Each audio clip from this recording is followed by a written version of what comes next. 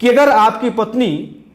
आपका घर छोड़ के मायके में बैठी हुई है और लगातार आपको एफआईआर करने की धमकी दे रही है, आपके ऊपर मुकदमा दर्ज करने की धमकी दे रही है, तो ये वीडियो सिर्फ आपके लिए है। शादी एक ऐसा फल है जिसमें खट्टा और मीठा दोनों स्वाद होते हैं। लेकिन साथियों, आज के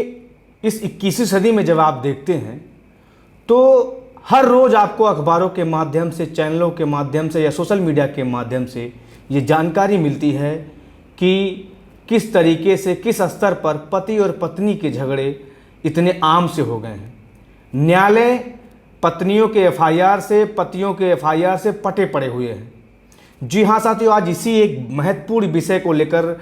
ये वीडियो आपके सामने मैं ले आया हूँ अपने चैनल लीगल स्टेशन 2025 के माध्यम से। कई बार पति पत्नी की जब आपस में नहीं बनती, किसी बात को लेकर मनमुटाव हो जाता है, तो पत्नियां अक्सर ससुराल का घर छोड़ के मायके चली जाती हैं। और जब मायके जाती हैं वो, तो वहाँ पर उनके परिवारजन हो, भाई हों, पिता हों या बहन हो, वो उनको कुछ न कुछ इस तरीके से गाइड करती हैं कि अपने पति के ऊपर कोई ना कोई लीगल एक्शन लिया जाए। ये वीडियो खास करके उन पतियों के लिए है जिनकी पत्नियां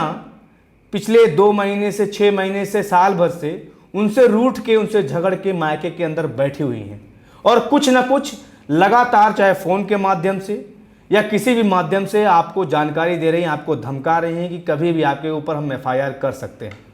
तो ये वीडियो दरअसल आपके लिए है कि अगर आपकी पत्नी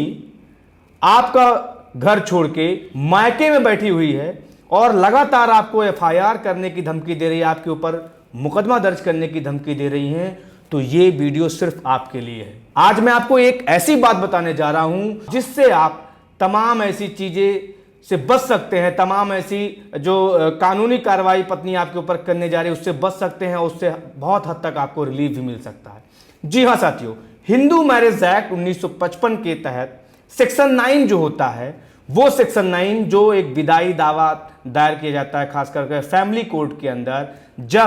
जब आपकी पत्नी मायके में जाकर बैठी हुई है और कुछ ना कुछ दिमाग लगा रही है कि कैसे आपके ऊपर मुकदमा दर्ज कराया जाए, 498A का मुकदमा दर्ज कराया जाए, 12DB एक्ट डोमेस्टिक वायलेंस का मुकदमा दर्ज कराया जाए। इस केस में आप क्या कर सकते हैं? इस केस में इससे पहले कि पत्नी आपके ऊपर एफआईआर करा दे,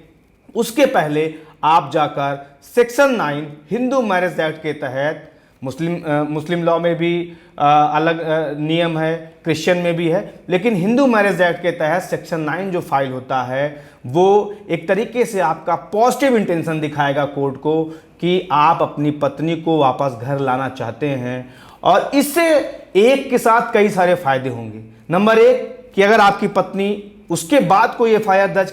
कराती है तो जाहिर सी बात है वो एफआईआर उस समय थोड़ा हल्की होगी। आपकी पत्नी मेंटेनेंस का केस करना चाहती है, गुजारा भत्ता का केस करना चाहती है सेक्शन 125 में, तो उससे भी आपको रिलीफ मिलेगी कि आपका तो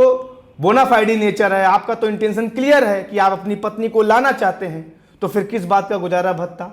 तो फिर किस बात का जो है दहेज का मुकदमा। तो इसलिए मेरे जो तमाम नौजवान साथी हैं जो अभी नवविवाहित हैं या जिनकी शादी हो चुकी है और उनकी पत्नियां लंबे समय से मायके में बैठी हुई हैं, लगातार आपको धमकी दे रही हैं कि आपके ऊपर मुकदमा दर्ज कर देंगे, आपके लिए है कि सबसे पहले आप अपने जो फैमिली कोर्ट है आपके ज़िले का, उस कोर्ट में सेक्शन 9 के तहत एक एप्लीकेशन डालिए कि हमारी पत्नी का विदाई कराया जाए। वो आए ना आए वो अलग विषय है, लेकिन इससे आने वाले समय में जब भी कोई पत्नी आपका लीगल एक्शन आपके खिलाफ लेगी, उससे आपको निश्चित तौर पे राहत मिलेगी।